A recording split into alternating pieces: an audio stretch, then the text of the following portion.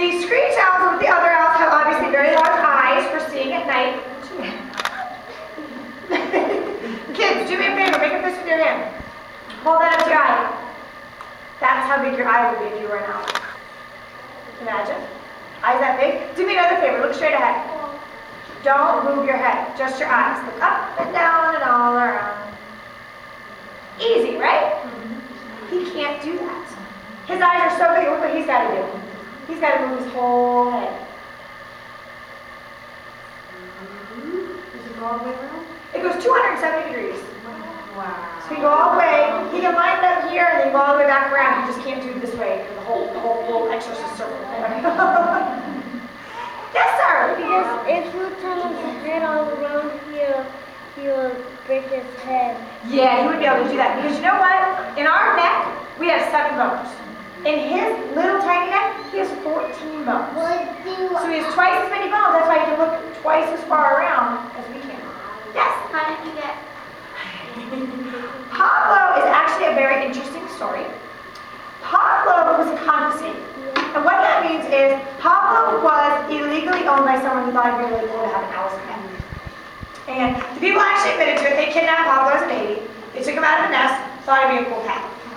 Brought him into their home, and they basically treated Pablo just like you or I might go to the pet store and get a parakeet.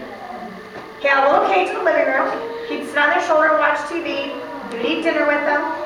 He ate really bad things for him, things he shouldn't have been eating as an owl. And what ended up happening was one day a repairman, not remember if it was cable or electric or water guy, plumber. I don't remember what it was, but anyway, went to the house, saw Pablo, knew that that is not allowed, and called the police. So those people were charged. It is a federal crime to have one of these guys in your possession.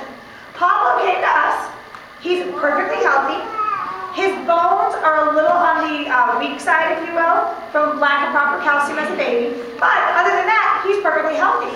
So our goal was to actually take Pablo, put him with other owls, and teach him how to be an owl, and eventually release him back in the wild. Well, here's the thing. Pablo thinks he's a parakeet.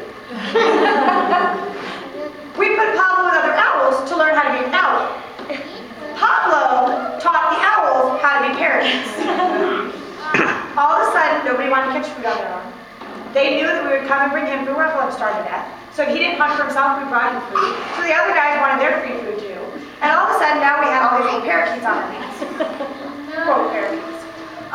So we ended up talking with different behaviorists, veterinarians, biologists, and what we ended up doing was just realizing that he is non-releasable. He is considered imprinted.